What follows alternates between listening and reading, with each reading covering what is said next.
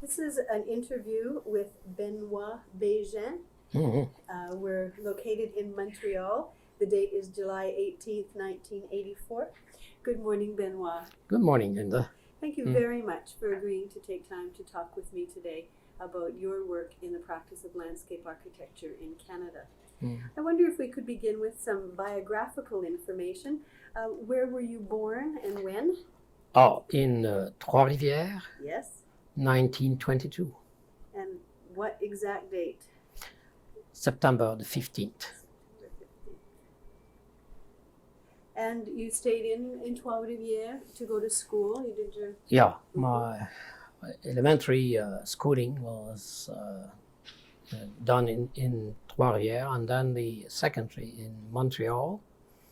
And I was in Quebec City at Laval University for 2 years, and 5 years at Cornell, New York. Yeah. And Cornell, what did you study there?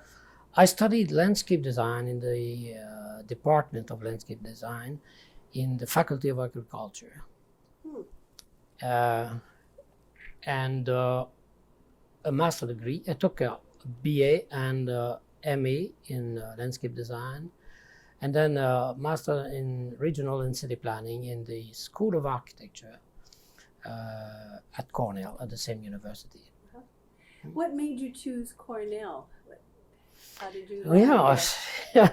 A sheer coincidence. One of my professors at Laval, a cytologist, and I was a close friend to him, and I realized that my orientation in biology at the time, where he was a professor there, was a little bit did not represent exactly what I was looking for. And I talked to him about that, and he said, "My gosh," he said, "I have an answer for you. Why don't you go to Cornell?" So I began to ask him about what Cornell was, and he said that he took his PhD at Cornell, and while he was there, just for his own interest, he has been taking courses in the landscape design department, and so he was a little bit familiar with that, and he recommended to me to register there if I could. And so that's what I did, and I was admitted in 1947. 1947. That's right, yes. Who were some of the people that you studied with at Cornell? Well,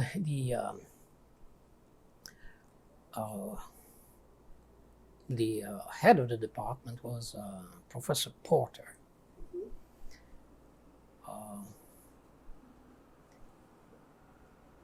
He had a great influence on me because he was to a large extent responsible for the layout and the design of the national parks in the Finger Lake area.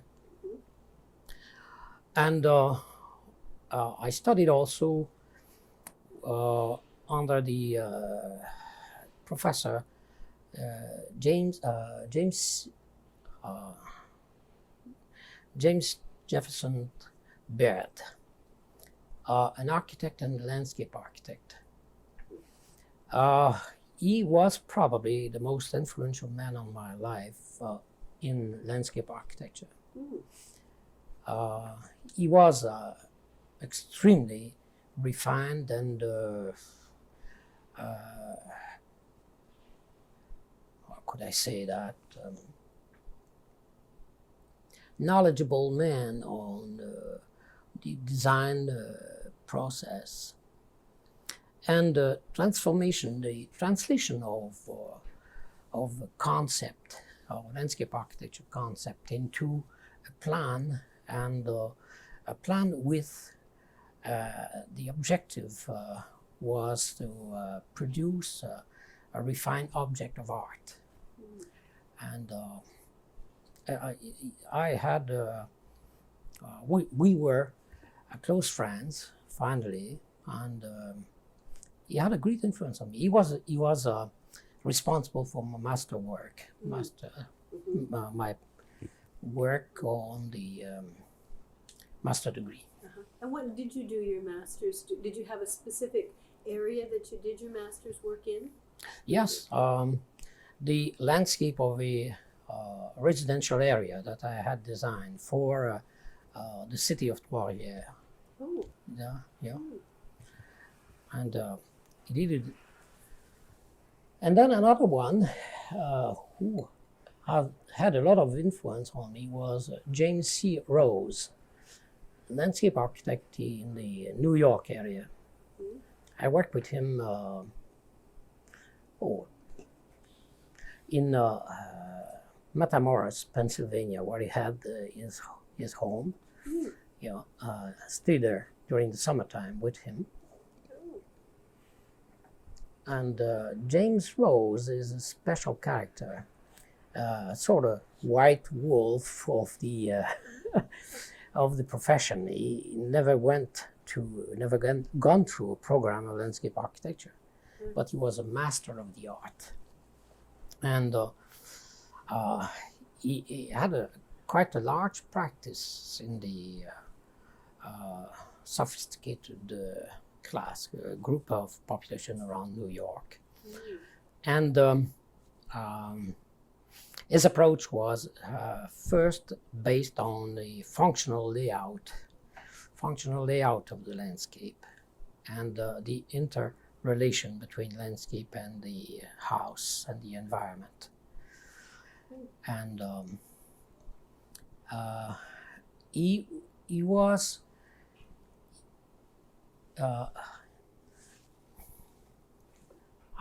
he didn't belong to any school like the church, Egbo, or Neuter School of Design. He was his own master, and he had to fight hard to get it, and to be himself. And the most difficult aspect of his career was that he was not a drafter. He was a good designer, and he had to rely all the time on someone to put his ideas into sketches and plans. But nevertheless, I learned very much from him, and one thing I will always remember is the process by which, into an abstract layout, he would design the layout of a garden, the layout of a park, only with which was not known to me at that time.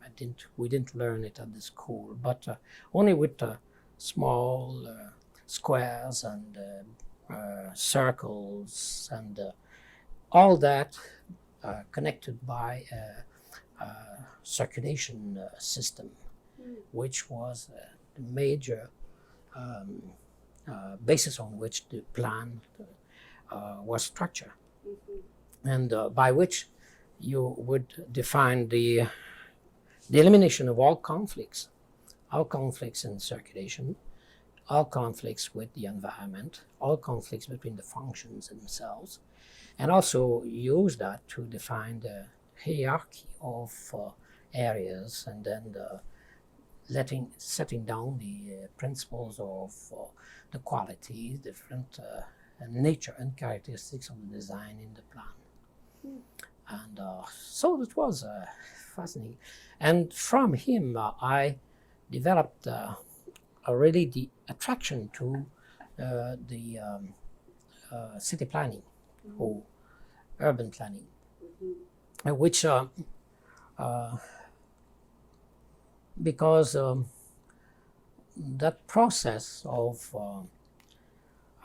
designing and laying out a concept was could be applicable to the laying out of a city, not a large one, but a medium-sized city. And it was while I was there, the concept of the green belt cities in England was now reaching America, and the forward-looking landscape architects were studying the ideas and so forth, and so I was initiated to planning of green belt cities in England, and also what was already in the applied in the United States with the laying out of garden cities. Mm-hmm. So from then on, I registered at the School of City and Regional Planning in the School of Architecture and the program of. Now, did you work with James Rose? Were you in his office then? Is that did you spend summers working with him while you were in university, or what kind of work connection did you I was still at the university, and I worked at his home, not at his office, but he had some work at his home in Matamoros. So I was doing two things at the same time. I was drafting for him, and I was looking for information in books that could help him to go on further in defining the concepts of the work that he was working on. How did you meet him? I met him at the school as a guest speaker. We at the school, 2 or 3 of us made a sort of small revolution. We let down the old principle or the old school, the American school of design, landscape design, which was taught as a regular approach to design and landscape architecture at the school. And a friend of mine, mostly a closer friend of mine there, we're looking through magazines like Progressive Architecture and reviews of that similar nature, and we were struck by the new approach on design, of landscape design. And that friend of mine had spent some time in Japan, just like James Rose. He spent some time in Japan too, and there it was a revelation for him to see the Japanese gardens. No one seemed to know what was going on there. And we finally made a small revolution in the school and introduced the landscape, asked people to come in to introduce to us the new modern landscape architecture practiced already in America. And in the group of speakers we invited came James Rose, and of course Baird was there very frequently because he was teaching in the School of Architecture, and he was much more familiar with us and much more congenial to our group than he was to the group of landscape architecture at the School of Architecture. Because they were still confined within the Beaux-Arts approach. And we had a few other people from New York. They didn't impress me. We had a visit of, with both schools, from a Frenchman. Oh gosh, I forgot his name. At any rate, that's not it. So there was the basis at the school. And with that small inside upheaval, I inherited the job of assistant to the director of the school. Yeah, and so I did that for during about 3 years. Wow. After you graduated? No, even while before. you were Yeah, in school. yeah, that's right. Yeah, yeah. Good for you. Yeah. Well, it was a very, very fascinating experience. Yes. Yeah. Especially coming from Canada, from a different country, and being so well accepted in that environment. So what did you do when you graduated? You would have graduated in about 1950... 51. 51? That's right, yes. Mm-hmm. And what did that bring? Wow. A well-educated man from yeah, so, I looked for a job, and I couldn't find a job anywhere. In Montreal, in the city of Montreal, there was no place for me, either as a planner or as landscape architect. Really? No. And finally, I ended up in Ottawa for less than a year, while... about long enough to be in Ottawa. It was a drab city at the time, I should say. Still, And then I was there for about 10 months. And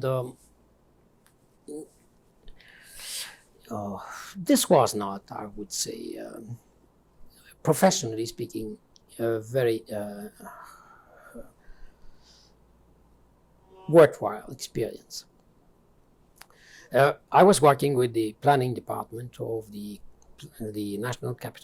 National Planning Commission, with the end of the mandate of Jacques Grébert.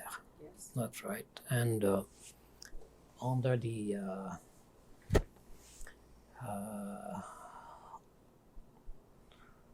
direction of John Kitchen, who was responsible for the administration and laying out of different projects called upon by the commission. Mm-hmm. And then I went to Holland, Netherlands, for a year. I won a scholarship from the Dutch government, and then I moved there in Holland with my wife for a year, and it was very fascinating. And I was much more interested then because of with planning than with landscape architecture. And it would be like that for many, many years because the climate and the needs, the pressing needs, and at the same time, the money was not in landscape architecture, it was mostly in planning. Mm-hmm.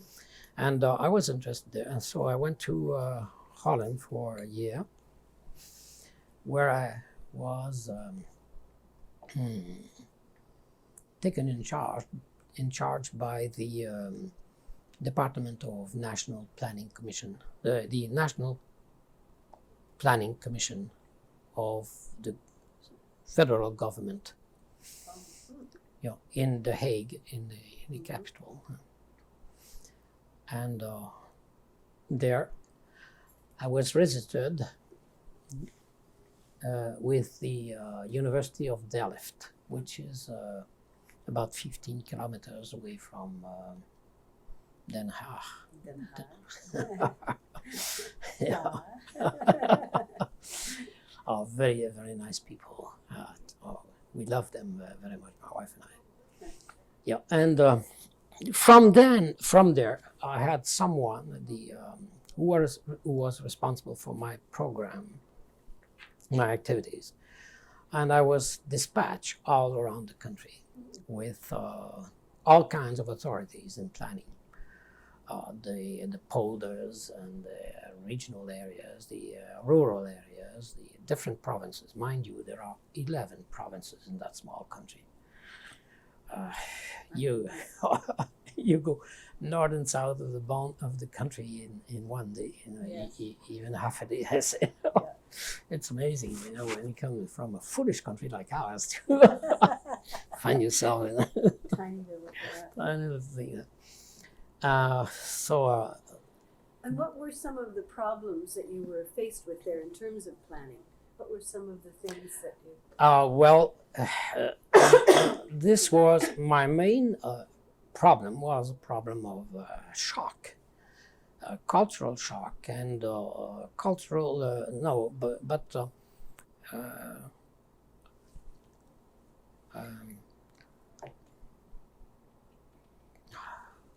how could I say that? the range and the extent and the depth of planning. I was coming from a country where the word planning didn't exist. The only thing that was planned was the national capital that I know of. And the word occasionally escaped into the newspaper, but there's nothing done. You see, I came from a tremendous vacuum to a country where that was a fundamental necessity to survive. And those people were aware of that for a long time. They have done that more or less instinctively. They had to rely on planning and with the cooperation between the different areas of the country to make a living. And that was quite a shock, because they were planning at the federal level, at the provincial level, at the regional level, and the communal level for years of planning. And so that was really quite a lot to absorb. And the nature of planning, of course, had no comparison to what we were facing here. Here, it was impossible to think of in terms of space like they used to, interrelationships between areas and between activities in each small pocket of the country. So you were there mostly to learn rather than to participate in the planning decisions. You were there to learn what they were doing. That's right, yes. And to absorb that knowledge, and then to bring that back to Canada. Was there a requirement? No requirements from anyone. They were extremely nice to me. They didn't ask me to produce a report or to implement what I've learned. Oh, you probably did somehow, though. Well, there was no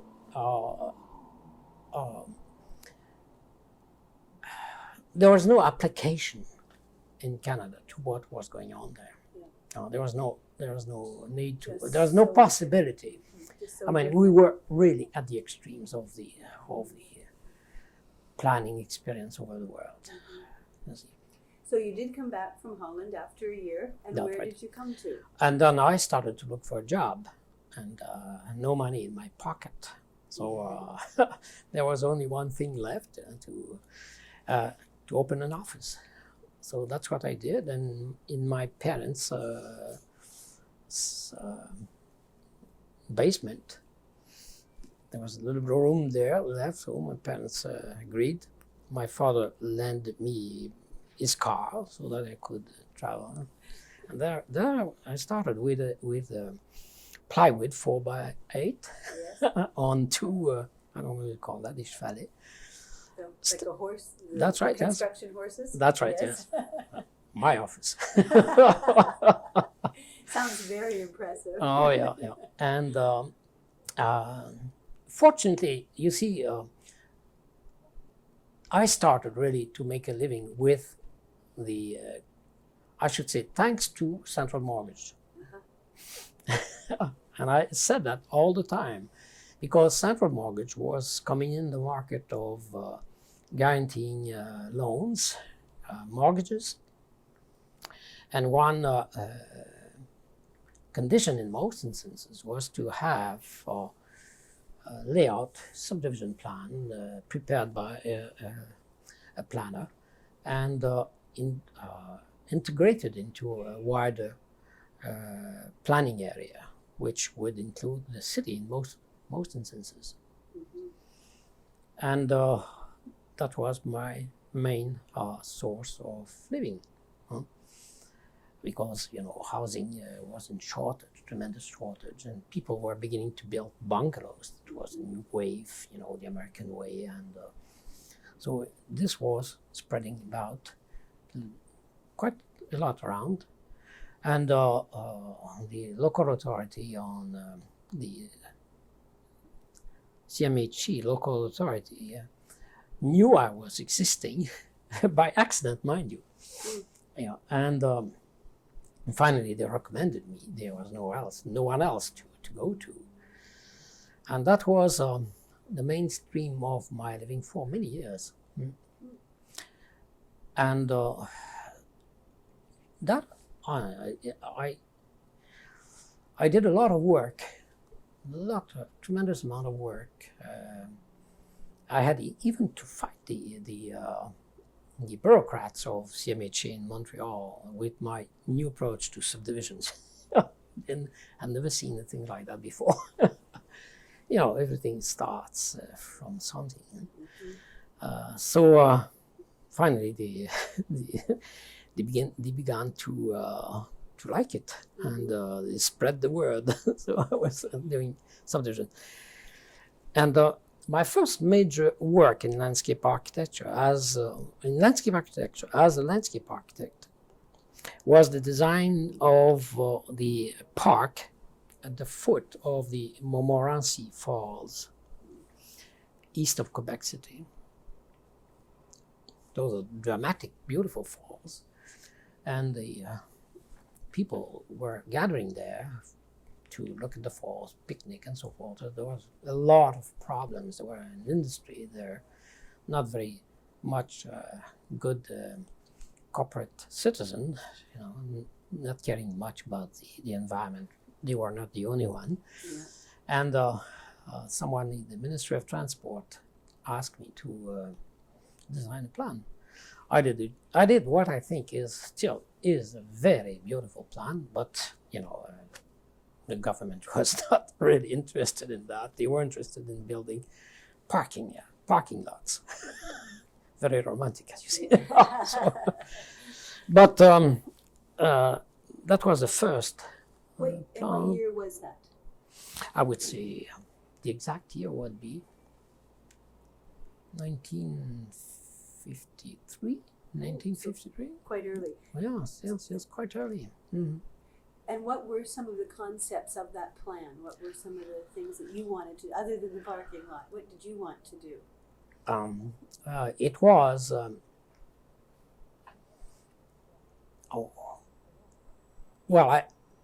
I wanted to create a nice, beautiful park from the modern approach to landscape architecture of parks and widespread spaces. And I had no sort of mandate that was defining me what to do, so I had to do it on my own, you see. And so I decided to make it a pleasant place where people could gather to stroll around, because this is looking this is just along the St. Lawrence River, and near the suspended bridge to Orleans Island. It's a beautiful place. It's dramatic landscape out there. In the background, you have some of the highest peak of the Laurentians, where you have. It's a beautiful place, and it's an old part of the country. The urban development along the coast and on the plateaus above are full of history and of a very authentic and personalized sort of development. It's unique, you know. It's unique in Quebec, that area, and forcibly it's unique in Canada. So, so I decided to make it a beautiful place where you could come and have picnic, where you can come and have stroll around, and bicycle path, and have play areas where you could go and play ball, and also areas that you could enjoy just for the beauty of them. So that's a free approach. You see, just to be in that landscape to me was rewarding, was grateful, was something was worthwhile, and in connection with the falls nearby. Would become and also would become an attraction to the tourists, and would spend some time there. And what did happen? What that was your plan, but what actually happened? Was most of your plan incorporated? Or? No. I was never called back to the Ministry of Transportation too. And I never saw anything, or any part of my plan to be implemented. Wasn't that sad?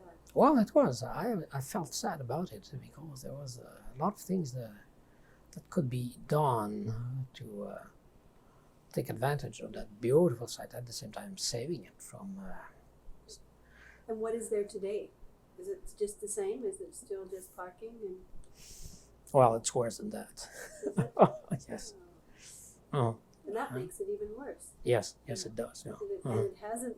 Nothing was achieved along the line of what you're saying. But in addition to that, it sounds like it wasn't even protected. No. Which would have happened if it. Yeah. Mm-hmm. Yeah.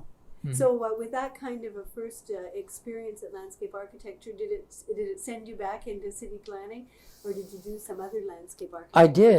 I did, yes, but not as landscape architecture at such a large scale. Yeah, and but since while you have it in my office, I had to keep money coming in to pay my employees. For my own living, you That's know. right. Keep your wife happy. That's right. Yes. And the children fed. Sometimes it's useful. Yeah.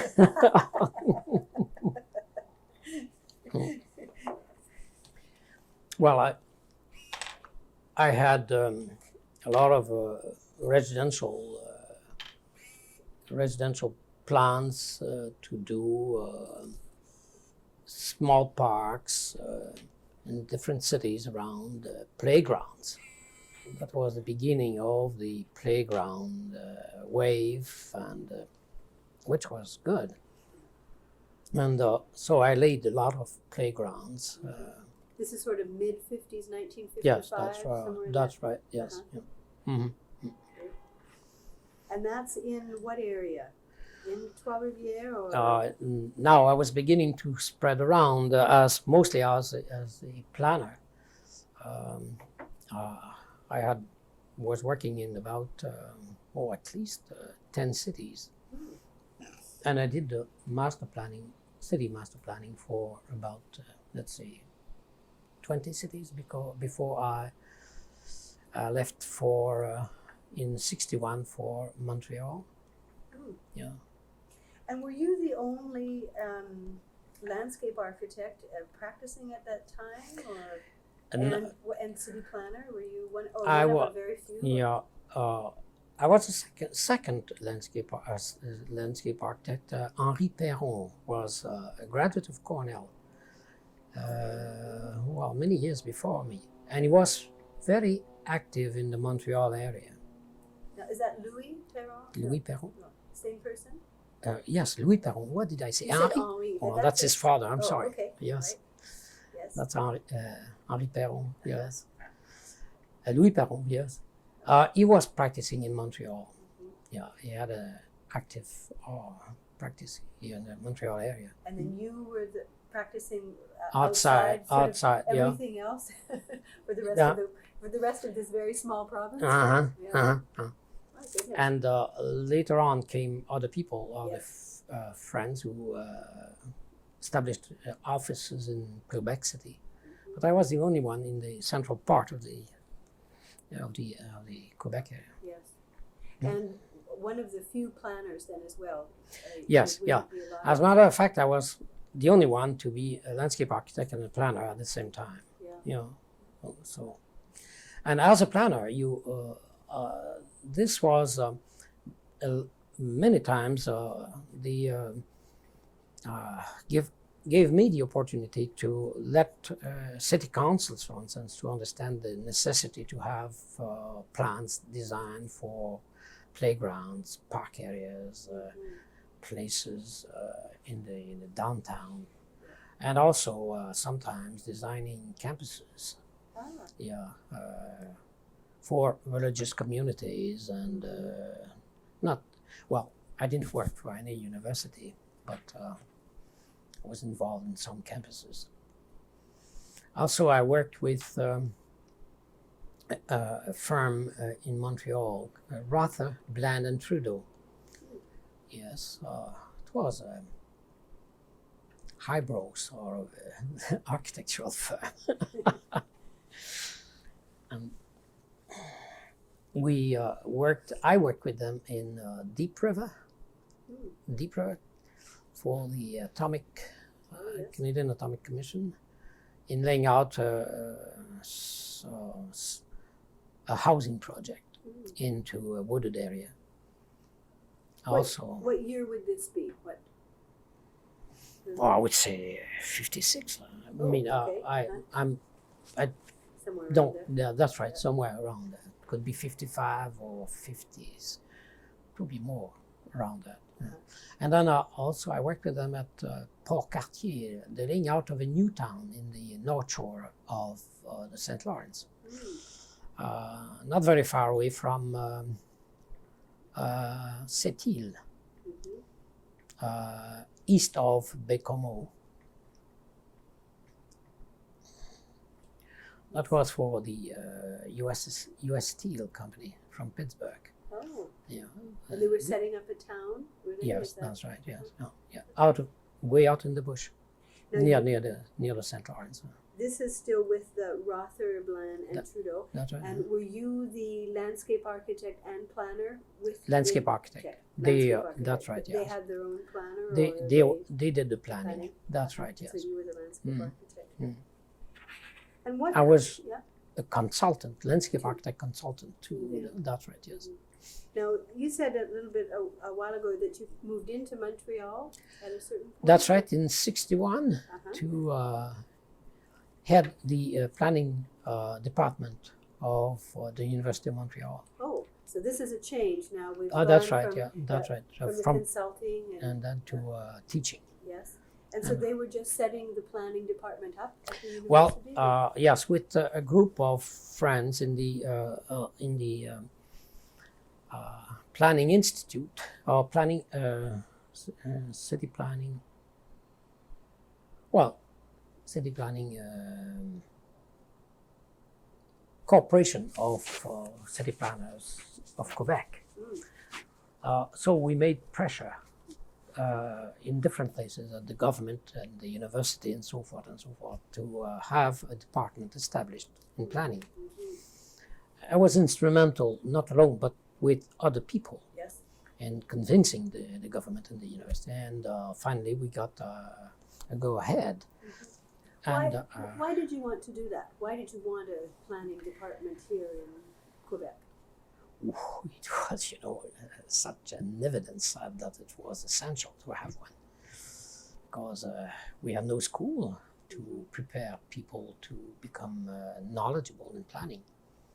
So we had to create school, at least one, if not. What would be wrong with them going to Cornell? Why did you want one here? Well, for many reasons. One is financially speaking. Cornell is a very sophisticated university and it's extremely expensive. And to be admitted there, you come at the end of the list of being a foreigner. You don't come with the others. That's the rule of the game, and no one could blame them for that. And at the same time, another reason is that you could learn very well good principle of planning there, but there's no background in your legal background, financial background, political background that you could use in your planning approach here. Because the laws on planning or governing the city management and so forth are very different. So, and also the problem is that some people might be knowledgeable enough in English to catch up with the course, with the lectures there. It's a tough job, So it was essential that we could have good school. And the teaching at the University of Montreal is all done in French? Yes. So a person wouldn't have to learn English in order to be able to practice. And that would be a very critical Yes, point. It was a critical point, Not that he didn't have to, because all the students have to be knowledgeable in English because the literature is basically in English.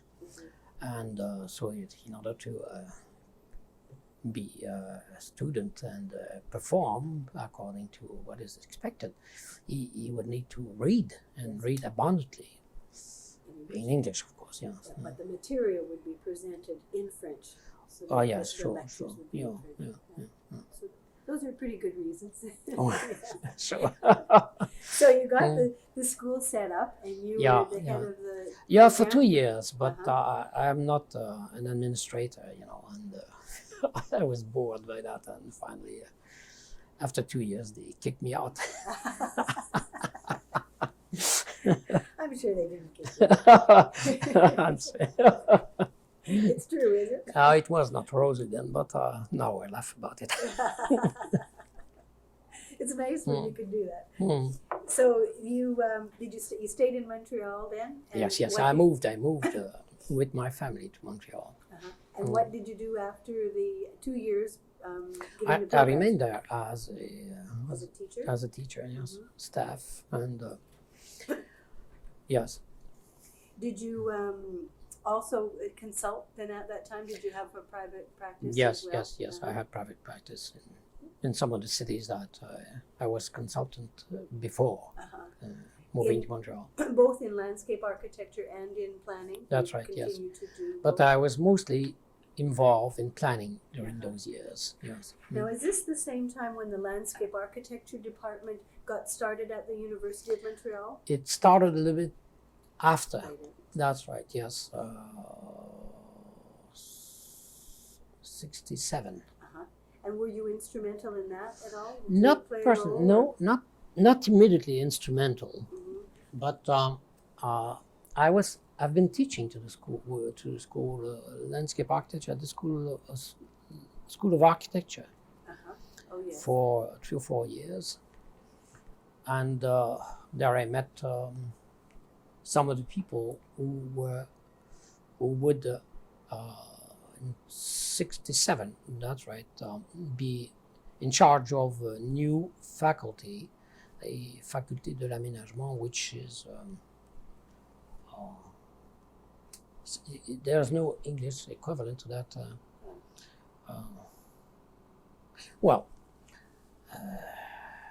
It's not like management. It's No, kind of looks yes, like that. yeah, but it isn't. No. Yeah. For lack of a better word, well, it was a new faculty that would group planning, architecture, landscape architecture, and industrial design. And the dean of that school, Guy Desbarras, an architect, I worked with him at the School of Architecture, and he was aware of the pressure that the Society of Landscape Architecture of Quebec was making to have a school, to have a program in landscape architecture at the school, in the faculty of de l'aménagement. And were you part of the landscape architecture group? Were you part of the professional group here? I was part, yes. I was instrumental in the creation of the association, and the same with the association in planning and with the school. But I was not, and I was part of the group who made pressure to have a landscape architecture school. But I was not part of the staff at the creation of the school. I was still in planning. That's right, yeah. But a very supportive member of the staff in terms of getting the landscape architecture going as well. I tried to do my best to I'm sure that you show the pressure and the need to have an adequate school. Just to digress a little bit, when was the Quebec Association of Landscape Architects? When was that formed? When did you do that? Came around exact time. I think it would come around 1954, 1955. Well, I don't want to say that as being firm. That's okay.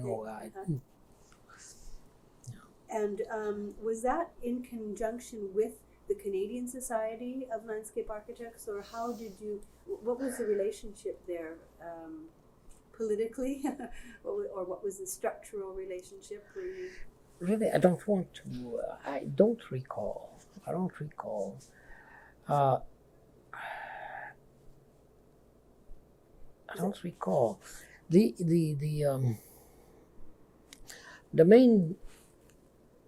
main group interested in creating a school was the staff of the Montreal Landscape Architecture Department, headed by Goshorn. I don't remember his first name. He was an American, and he now lives in Vancouver or Victoria, something like that. Peter, is it? Peter? No. Could be. I have a poor memory. I have to forget. I think it sounds very good.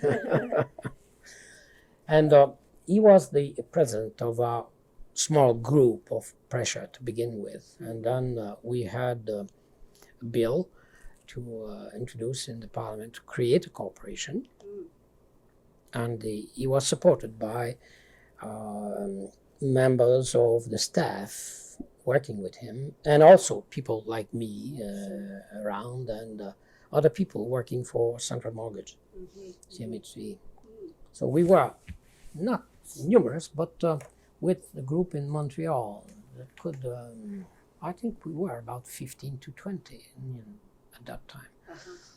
And most of those people, of course, were coming from outside. They were Americans or English people, few from France and Belgium. De Vink, for instance, is an example. He wasn't there at the beginning, but came in a little bit later. Yes. Yeah. So I was active with that group, but not active when it came time to create a program.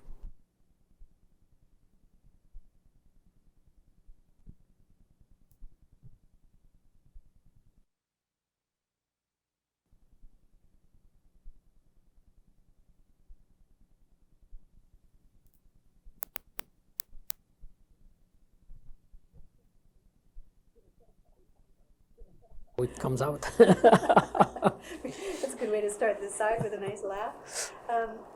During your time at the university, were there other projects that you were involved in? Was there other work that you were doing? Yes, one that I'd like to mention particularly is my work as a consultant to national, or the NCC, Yes. National Capital Commission, in the as a planner and as a landscape architect. I was with the for about 15 years. I was member of the different committees, starting with planning, and with architecture and real estate. And it was I like to talk about it because it was a very, very enriching experience. Due to the nature of the work, of the problems, and also due to the varied contacts I could have with the members of the staff, and also with the other members of the committees who were coming from all across Canada. What were these 15 years? What dates? What was that time like? Oh, I sent you my... Yes, I did. Did you? It never came in the mail. No, you're not kidding. I'm not kidding. It never arrived. That's the postal service in Canada. Ah, and I And- didn't but in the- bring anyone. That's okay. Your, But so, kind of in the sort of the 60s to the mid 70s? no, up to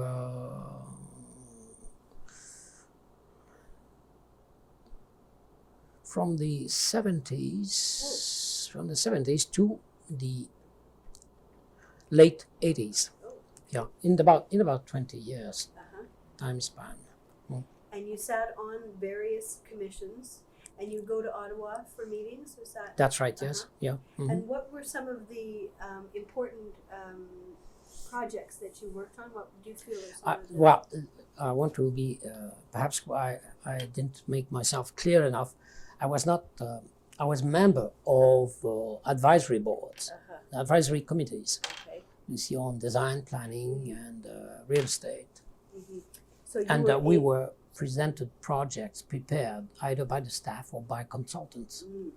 And we had to comment and criticize and provide directions or new orientations to the project if that was applicable. Then. And what were some of those things that were happening during that course of time? What? Almost, geez, I think lots of things, lots of things, and it went on from, broadly speaking, from the overall planning of the capital from both sides of the river, new development plans, also development plans on the Crown's land all around Ottawa, on both sides, to the designing of a small park, to the designing of even parking areas, stupid things like that. And but some of the most fascinating work that I worked in was the laying out of the precinct around the Parliament on the hill, which is mostly a circle or a round circular area going from Wellington to Du Portage on the other side of the river, including the new Museum of Civilization, and that's the section. And this was a real, very sophisticated design, and it's one of the highlights on my in my activities there with the committees. Who actually did that design work then? Do you remember who? I wish I could have that kind of memory. That's work. There was a lot of writing about it. Yeah, in progressive architecture and in many professional reviews. Okay. And I didn't really follow closely the different media that were talking about it. And, what do you think was your contribution then in terms of your involvement? When you said that you were part of the commission that would basically adjudicate this work, is that No. Oh, No, okay. that was the responsibility of the commission, or either the staff. I don't know. You were actually giving out the design guidelines then, is that? Sometimes, yes, when it dealt upon a sensitive project, we were very often submitted with the guidelines, the mandate to presented to the consultant. Yes. But mostly we were concerned with the product of the consultant before being being submitted to the commission for approval. Right. So you would have to adjudicate that at that first level before it went any further. Well, No? not adjudicate. Oh, maybe I'm using the wrong word there. Well, I can understand, because you have to be there to know that you don't put your foot on that brake, but on the other one. No, we were consultant advisors, and we had no power of decision. No. We were simply it comes out. That's a good way to start this side, with a nice laugh. During your time at the university, were there other projects that you were involved in? Was there other work that you were doing? Yes, one that I'd like to mention particularly is the I work as a consultant to national or the NCC, Yes. National Capital Commission. Commission, in the, as a planner and as a landscape architect. I was with the for about 15 years. I was member of the different committees, starting with planning and with architecture and real estate. And I like to talk about it because it was a very, very enriching experience. Due to the nature of the work, of the problems, and also due to the varied contacts I could have with the members of the staff, and also with the other members of the committees who were coming from all across Canada. Mm-hmm. What were these 15 years? What dates? What was that time like? Oh, I sent you my... Yes, I did. Did you? It never came in the mail. No, you're not kidding. I'm not kidding. It never arrived. That's the postal service in Canada. Oh, and I And- didn't but in bring the- anyone. That's okay. Your But phone. kind of in the sort of the 60s to the mid 70s. No, up to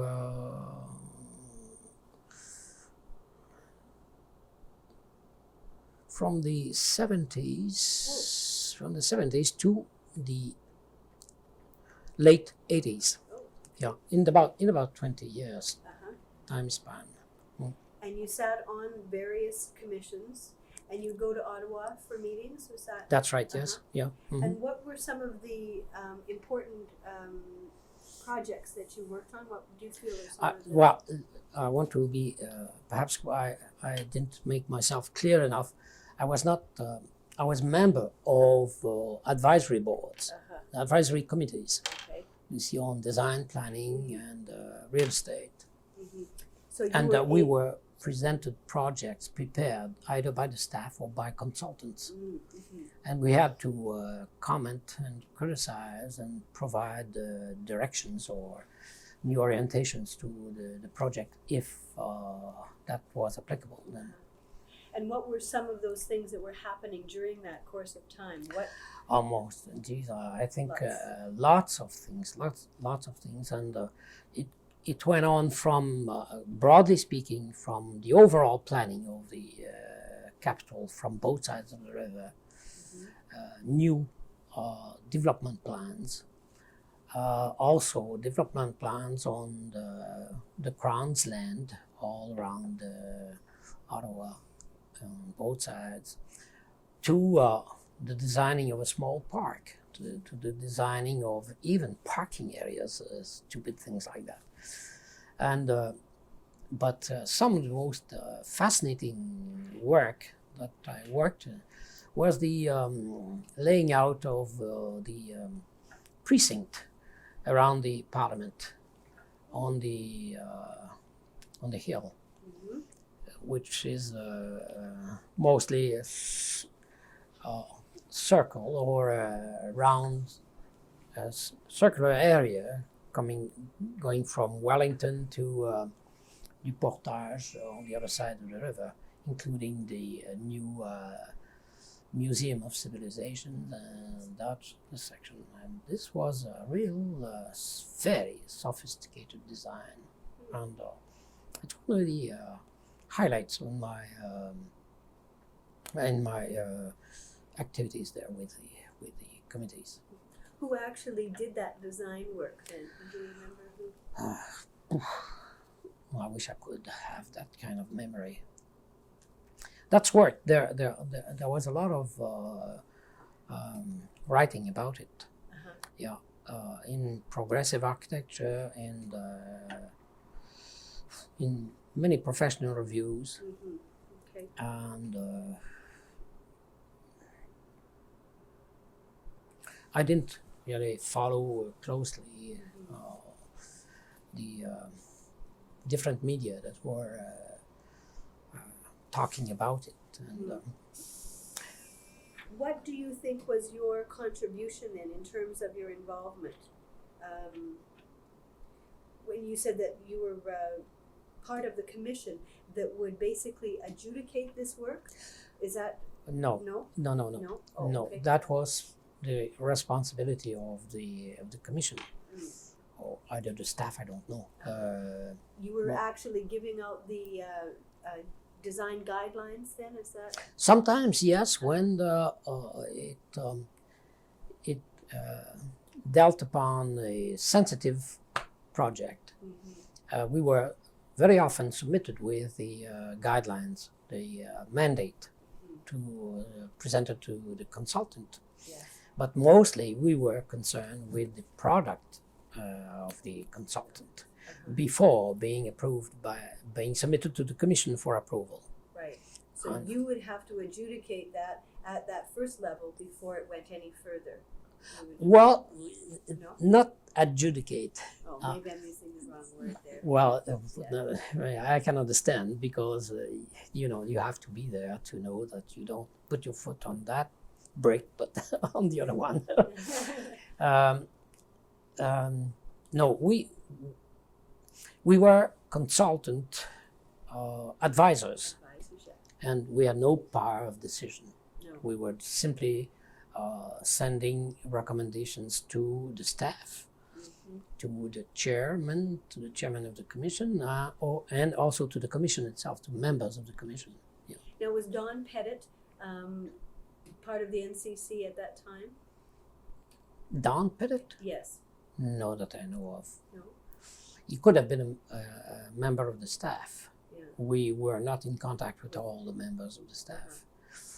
But He was in charge of it. there's someone that you from University of Manitoba that you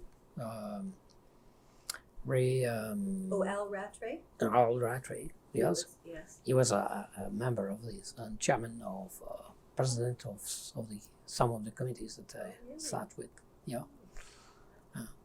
And Well, among the ones that you mentioned. Yes. Yeah. That would give you a much broader perspective as to what was happening too, probably in other parts of, well, not necessarily other parts of Canada, but certainly in Ottawa, having that connection. Yes. Yeah. Oh, sure. But part of the quality of that experience came from the fact that we were in contact with. I was in contact with people coming from BC and all across the country. And it was fascinating. I was very impressed with the range of experience being displayed around the table, and the personal qualities of these people, their involvement into their own profession, architecture, planning, landscape architecture, and also the high level of proficiency that they displayed. Who were some of the other landscape architects? You mentioned Al Rattray. Oh, Hancock. Oh, yes. Yes, Hancock. Hancock.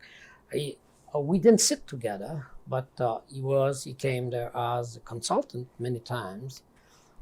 He and some people of his office, and but we knew each other much before that. Lots of those people around the table, were coming from other parts of the country that I had never met. Did any of your professional work take you to any of the other provinces? Did you do work as a landscape architect or as a planner in any other province in Canada?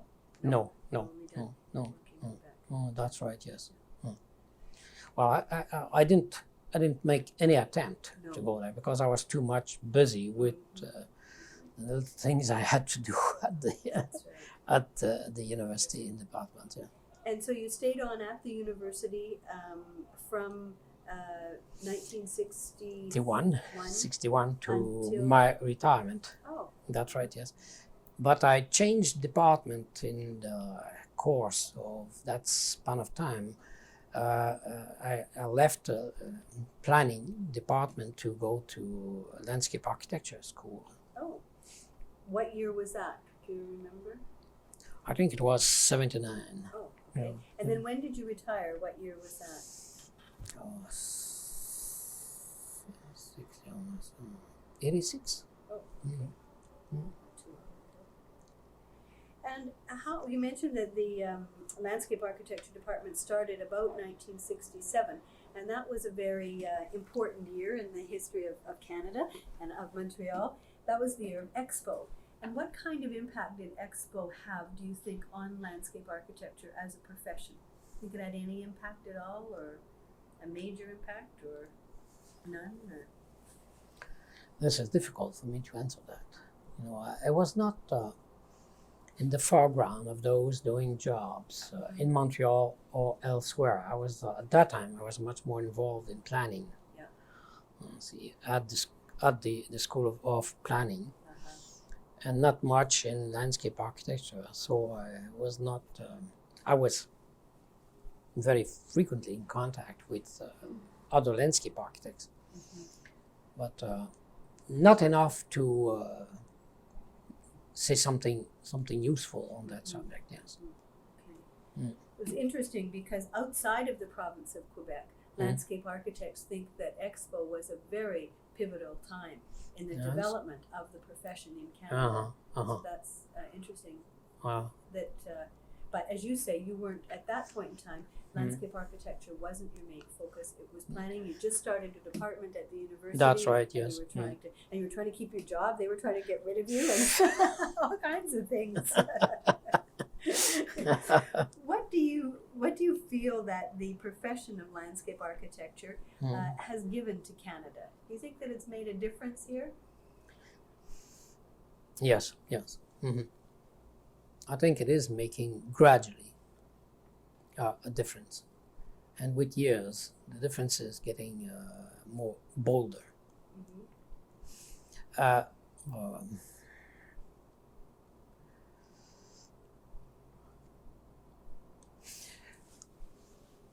think if we put that in reference to the achievements of other professions, like architecture, for instance, I think we have made more progress than architecture in Quebec. I'm not, aware enough of what's going on in other parts of the country to comment about that. But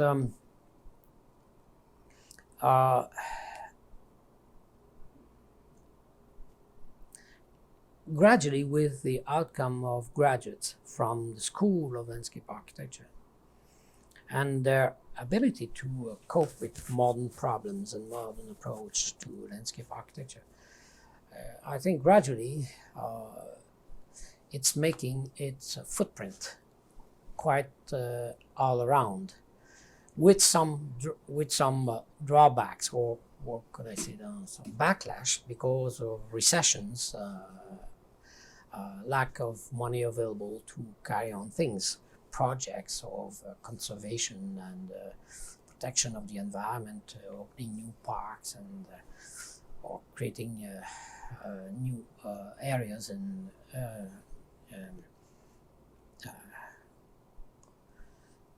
in downtown areas with a notion of landscape architecture behind the plan.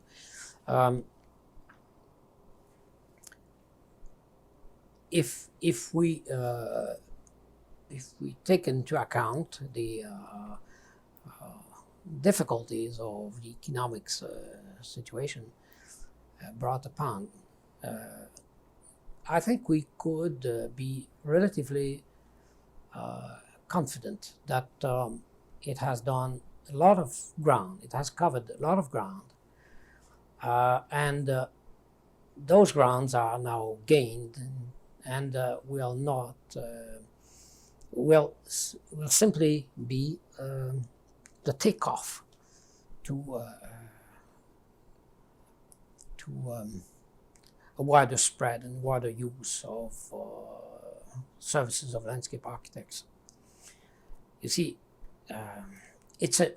we have a very young profession in Quebec, much younger than in Ontario, for instance, and much less awareness about the interrelationships between architecture and planning than you can find in Ontario, and consequently much less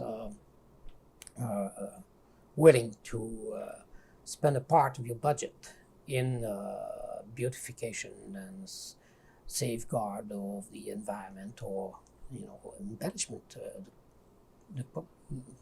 be more aware of the quality of life of your urban environment. And that is, I think those are historical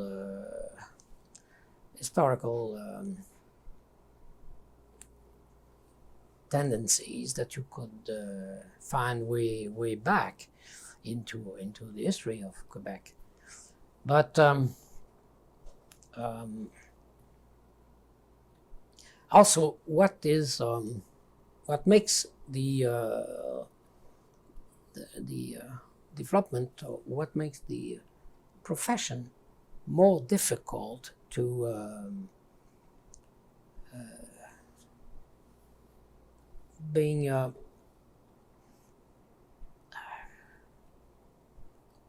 seen as something as services on the foreground of the way and means to create and improve the environment, is the fact that we are much more conscious about environment, and consequently the profession has to spread its scope of qualifications and proficiency, competence, and work on some projects that are not at the beginning evident as being useful. Saving the environment is not really at the beginning very much evident that this is beautiful and this is worthwhile. It's only left to those that are close to the problem and can understand the impact of what will happen in future years. Mm-hmm. And so the profession has to diversify its field of proficiency, competence, and specialization. And of course, for a small profession like you find here, a young profession, and relatively small number of people member of this profession here in Quebec, it's a great job. It's a tough job to build, have, for instance, the background experience that you can find in Ontario and BC, where the profession is already well established.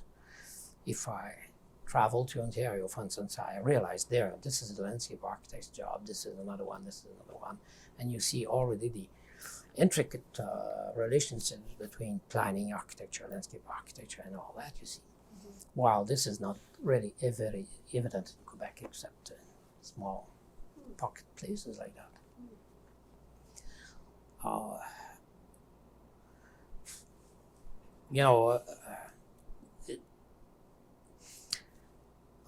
I think despite the fact that landscape architecture and planning are both in the same faculty, I don't think these people have learned to talk to each other yet, and much less, not even in the school, and far less in the field, you see.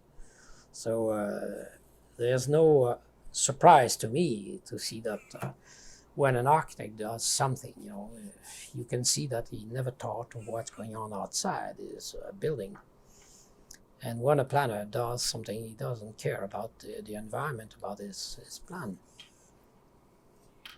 Do you think that there's a role there for landscape architects in terms of leading groups like that the landscape architect would be the primary consultant, and do the site planning, do the analysis of the land, and then let the architect know where the building is to go? Do you think that that's a... Yes, that's a very fine theoretical question. But It's like we've dealt with that, and we spoke so many times talked about that with students and say that that's your role in doing this and doing that.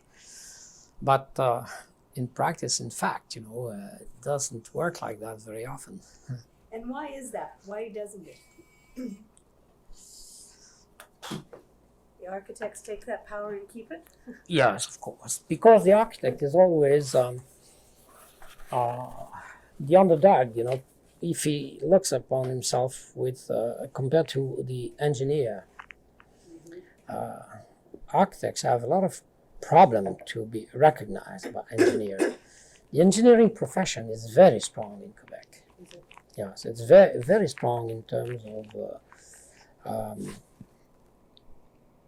number of projects, the importance of the projects. They deal with all the big, infrastructures. So they are the masters of the infrastructures, and they're sufficient enough to be able to do that by themselves. And any attempt of the architects, for instance, to help in designing a dam for Hydro-Quebec is useless use of money. They didn't acquire that sort of sensitivity. And how do you think they would react in regard to the environment and the suggestions that the poor little landscape architect would do to them?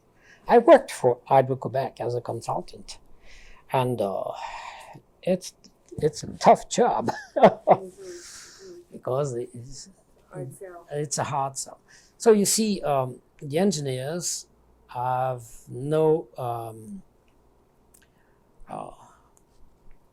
they are not accountable to the public in regard to the quality of design. As long as the dam stays on, doesn't break away, so that's his mandate is there. And so he has no answer to, he is not accountable to the public in that quality. And of course, the architect is fighting all the time to find his own relevant place and role with there are few architects who are strong enough for when it comes to buildings, for instance, but most of the important buildings are built in the downtown area, and there's not much place there for landscape architecture. Mm-hmm. There could be, but usually they built 100% of the area of the lot. And landscape architecture could be few trees in front, just a token paid to the public in general. So they fight hard, the architects, and consequently, they are in a position of survival. And when you are in such a position, you're not very much concerned about the others behind you. You try to survive. And we are far from being in a position to being invited by authorities to say, well, now you will lead the work of the engineer to say where you should put your bridge, and to the architect how you're going to design that bridge and how you're going to lay it out in a convenient environment. So you see, I think this is rainbow dreaming. But how could landscape architects, how could they get into that position? No, that's... Get elected? Do it politically? Be policymakers? Yes, all that. But... educate the politicians? How could you do that? You see, how to reach these people, how to get to those. Mm-hmm. So, if you get involved in politics, you will have to say that I declare personal interest in landscape architecture. So consequently, you're out of the debate because you could be judged as being biased and so forth. So you're out. And public education, I think, is the main approach. But when you are so few in number, how could you do that? But actually, in the province of Quebec, you're not few in number. There's 225 members of the APQ in this province, which is twice as many as most other provinces and 3 times as many as some. So you do have a good, 225 people is a pretty good number. Plus you've got the school at the university. So you've got the academic connection as well as the business connection in terms of people out there. They're not. I hear what you're saying, but in relation to the rest of Canada, you really do have a big critical mass. We see Quebec as a large critical mass of landscape. We're beginning to have the appropriate mass to tackle, not boldly, but in a very well studied and to the point strategy. And this is difficult. It takes a lot of time, energy, and once you get involved in something like that as a practitioner, you could ruin your life, your profession, or your office. So that's why people are so.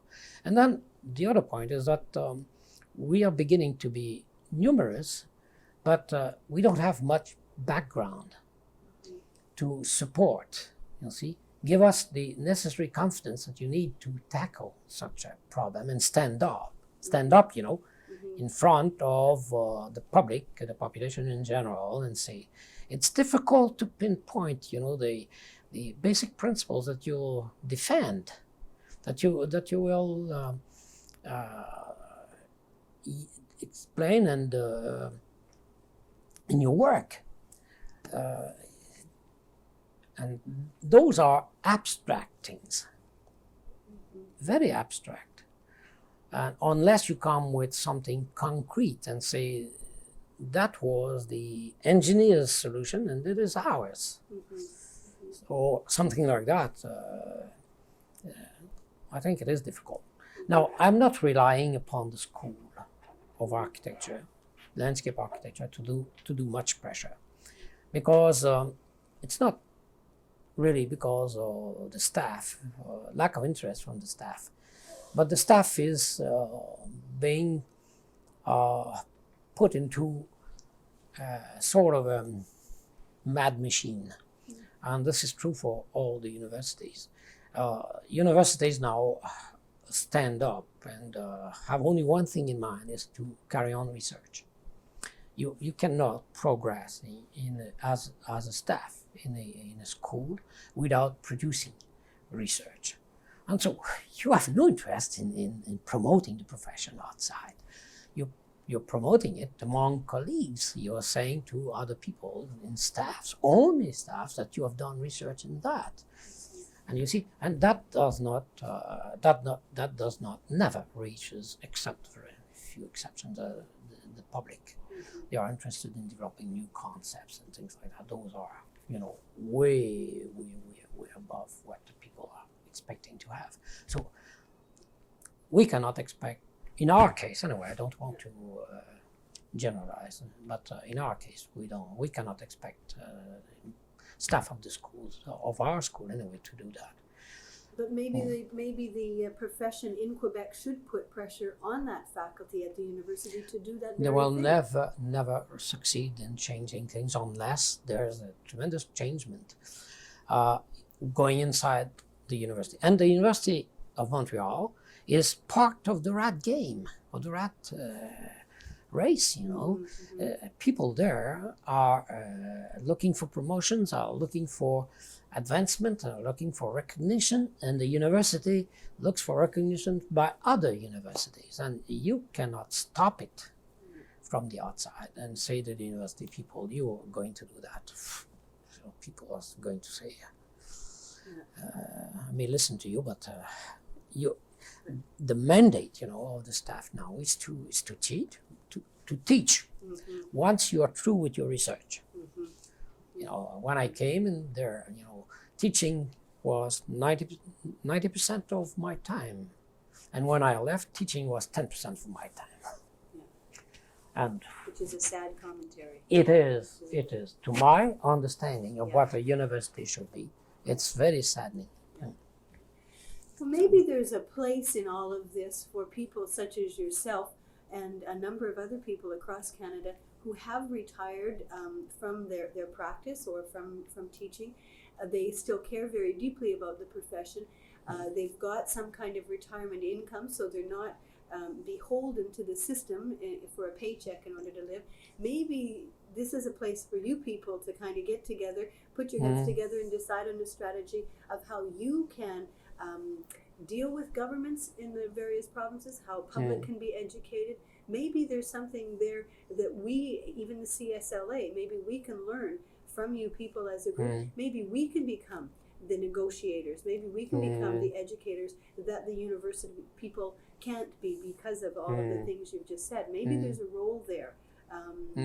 You know, I think of people like Clive Justice, you know, he could go to the government of British Columbia, he could go to the Macmillan Blodells of this world and tell them exactly what he thinks, because he has nothing to lose and he has everything to gain for the profession. And maybe that kind of selfless thought needs to be part of what's happening at some point in time here. Sure. That's a nice suggestion. That's a nice suggestion. Someone would have to come and grab people like me. So I'll put you in a basket there, and you you get out there. You get out there only once you're through with your work. You go talk to the premier quickly. I think we've got a few more minutes here. How do you see the future then for landscape architects? Do you see them providing some kind of a leadership role, or what do you see for landscape architects as individuals or as the profession as a whole? How do you think that I think the strength of the profession will come from the strength of individual landscape architect.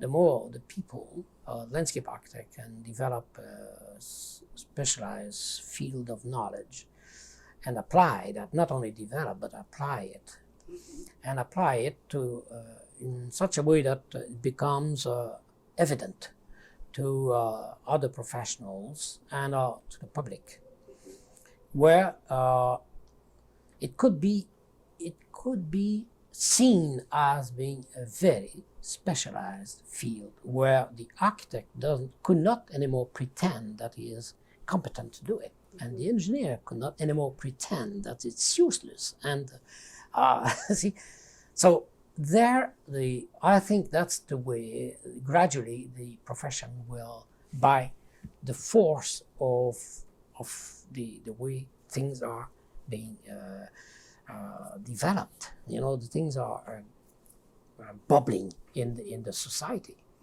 You see, if you have and gradually the progress made and the prestige that one office and one individual, another one, will gradually develop, I think this will awake the let's say the opinion of everyone in the society, if this becomes evident. You see, but this needs patience, and needs also members of the profession who could say, well, my education at university is only the beginning of my education and not the end. And if that could be seen that way, I think it may help a lot. Now, landscape architects are too much modest and humble group of people, because we are sensitive to a lot of things. You know, it's bad if you have to be in the front, but if you have to understand what's going on, you have to open your antennas more or less and feel what's going on in order to, we are not bulldozers like engineers. We are people reacting to the environment and the need of people. We are people working for the harmony. And so if the landscape architects could simply write a review or a magazine talking about their own satisfaction and their own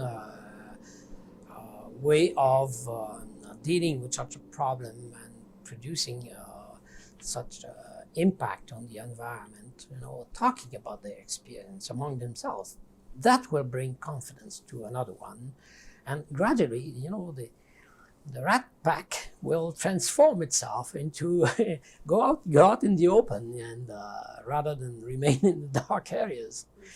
Just by, I think that could be an easy way where it will not take a lot of time, and it will not involve only few individuals. The problem is in few individuals in the forefront of the playing field, battling against architects and public opinions and journalists who sometimes don't understand much of what's going on.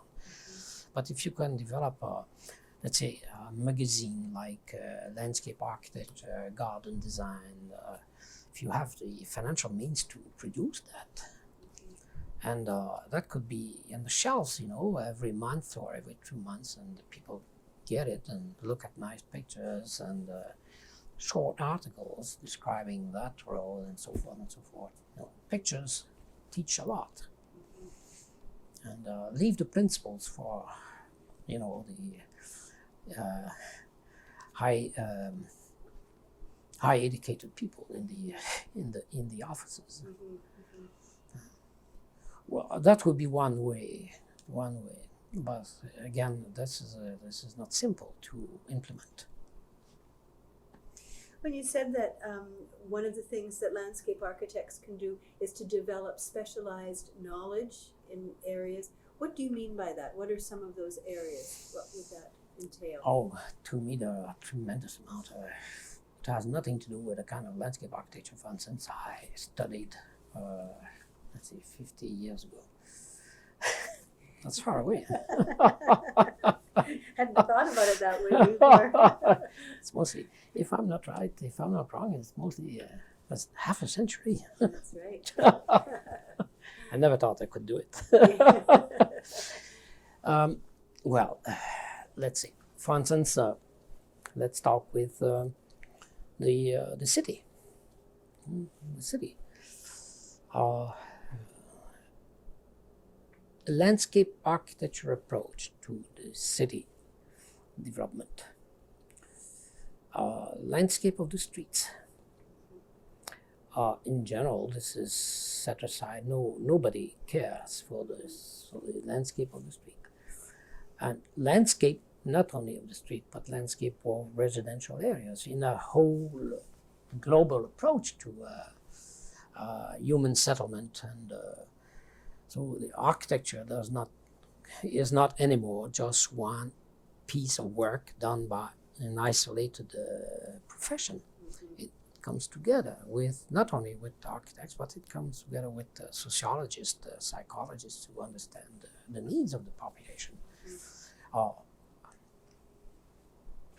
Teach out one of the points is we are the coldest country in the world, much colder than Russia, and we have not yet developed much about how to live in the cold cities. See, we have a tremendous underground city in Montreal, but that's a hell. That's unbearable, except in few spots. Engineers, see, they push their tunnels over there, and the tunnels over there. The environment of the tunnels, it's for the rats. It's not for human beings. The city there is not for us. And also not only the underground, but the outside part of the city, in small towns and small villages. How is it how could people enjoy their country 6 months more a year than the summer? I think landscape architects have a tremendous role in that. Well, one critical point in Quebec is to change the attitude of a very individualistic approach to housing, and bring much more collective understanding, set of values to the greater qualities of an overall approach to residential areas than the way it is going now. Everyone is building his little castle there and has nothing to do architecturally with the other. And each one tries to overdo the neighbor, and it comes foolish sort of. It's and a visual nightmare. Oh, it is a nightmare to my understanding. Yes. And you see, the landscape architects could come in and say, well, all right, you want to have something of your own signature before your house, and with grandiose style. Of course, you do it. You can have it, but let's put that into a context. So, Mrs. So-and-so, you will have your pilasters in front of your house, your marble there. You see, well, people could still have a certain signature of their own, but it's not going to be the overall things that you'll see coming in. It will be so there. The landscape architect is the only one able to do that. You see, because he's looking at the overall done. And well, I could go on, but the other field, which is known and being developed all across Canada and the United States, is surely environment.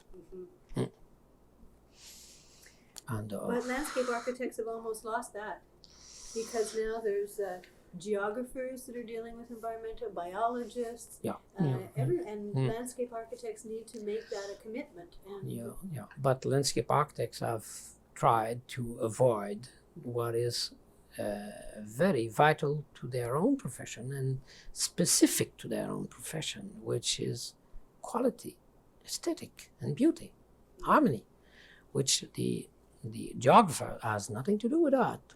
The biologist has nothing to do with that. Landscape architects have let that approach aside. And gradually, they have not promoted themselves as being people who could, out of an environmental chaotic problem there, bring not only a solution to the environment, but also bring harmony and beauty, which is a tremendous dimension that you add to a problem and add tremendous benefits to the population in general. So there could be, there are lots of things. One other thing is that landscape architects have, except in few instances, now burgeoning up in the United States, is the role of landscape architects in designing master plans of the cities and zoning bylaws. Let's see. If we were smart enough, we would come right into the zoning bylaw and make it a rule that the plan and the development of even a small residential area is done according to a set of rules of landscape architecture. You have a long way to go. At least here in Quebec. I've talked to that with many times to my students, and as if I was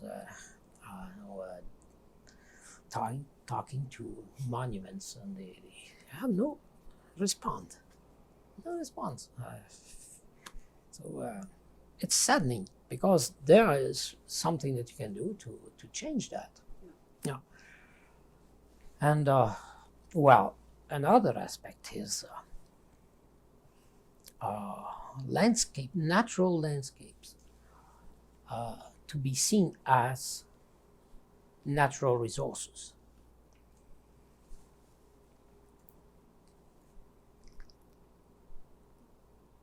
This is a major problem in Quebec. This is terrible. And to preserve those natural landscapes? Of course, as natural resources, non-renewable natural resources. Yeah. Because a landscape is there. You can't find any other one like that elsewhere. It's unique. Every landscape is unique. Then there are some of those landscapes, even the vegetable, the green cover in the trees and the shrubs and the pasture land there. That could be a beautiful place. And anyone could change that from one day to another and make a mess out of that. And usually it's a mess, you see? And how can landscape architects work in that way? With the out of overall plan for a region or a city or a municipality, whether it is a village or a small town or a city, in saying, in laying out in the zoning, in the master plan and the zoning, in the bylaws and all kinds with all kinds of legal instruments, you can pinpoint there that big oak there will be part of the landscape, and the municipality will pay rent to the owner of the land to keep that oak there.